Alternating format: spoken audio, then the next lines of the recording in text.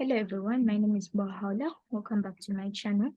This time around, you're going to discuss what a term paper is. You're going to see the basics of a term paper.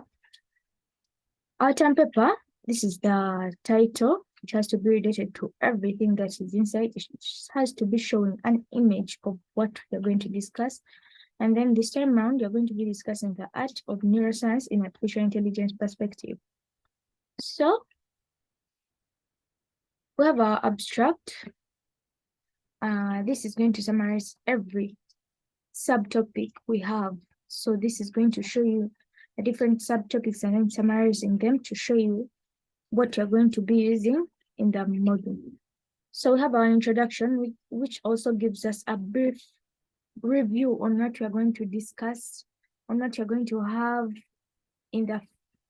So for example, we have main conclusions. So it's going to be summarizing each and every part that we have. After that, we have our background and motivation. So this background and motivation, we have subsections whereby we have the developmental cognitive neuroscience and the type of FLS to model and design and analyze. So the choice of which type of FLS to model and analyze crisp input data, this largely depends on the amount of uncertainty in the input data. As we all know that, because also in the event, in the input data set, it's used to train the supervised learning model. Just in case it's there, for example, a rule-based FLAs. So we have our literature review here, whereby we are able to discuss the state of the art of the supervised learning methods. So we have the support vector machine, we have the random forest, which are used in the classification of data. We also have the research gaps in literature. This is a subsection of the literature review. We also have the summary of the term paper contribution. The research gaps mainly shows us the limitation, and the summary of the term paper contributions shows us what's going to be. For example, if we have a data set, it's going to show us what are the results, what are the what. So it gives you a brief review on what's going to happen. We have our equations whereby you're going to use to in the classification in the fuzzy system, and this is our main equation whereby Q is the rule number. I'll further explain this rule in my next video. So we have the common mistakes. So these common mistakes can lead to limitations of our system.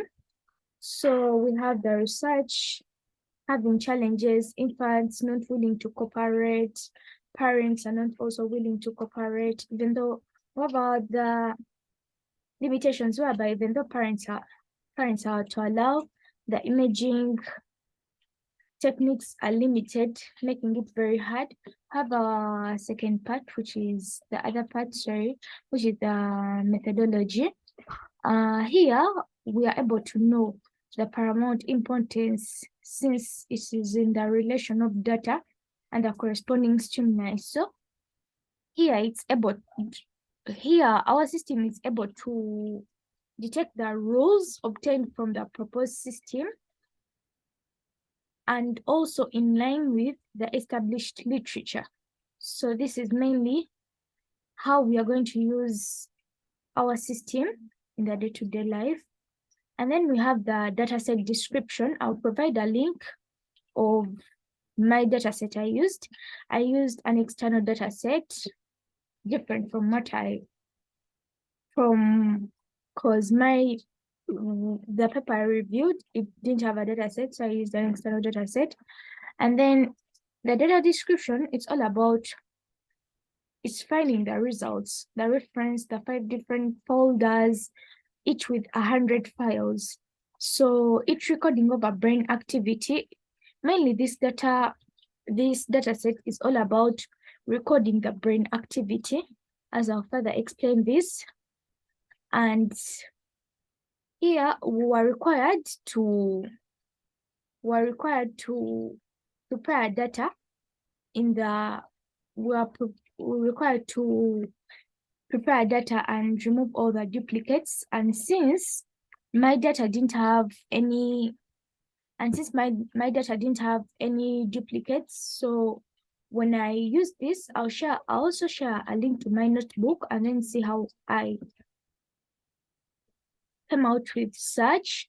And then, so this data preparation showed that there are no duplicates since it returned nothing.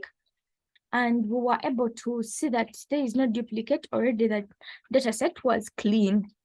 We're required to get a heat map, which I got. It's something like a two-dimensional thing, a correlation matrix whereby each of these values are the same. So it has similar values, a box plot, an outlier. This is an outlier which deals with the most significant. And then here I was required to deal with how I dealt with the missing values.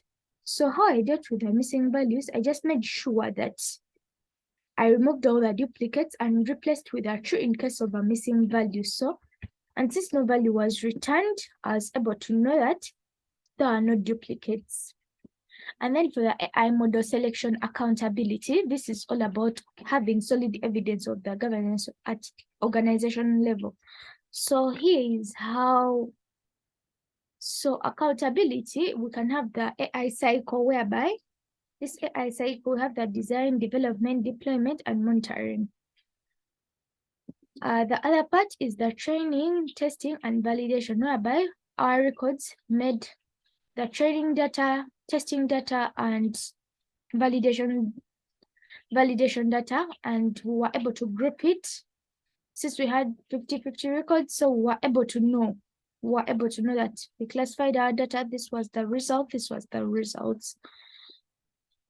And then we have the AI model selection optimization, whereby here we're going to be dealing with tuning the hyperparameters, the final accuracy, whereby we're seeing that we don't have an accuracy of 1, but we have something related to, because here mainly we have good accuracy, whereby we have 0.91. Our accuracy is quite good.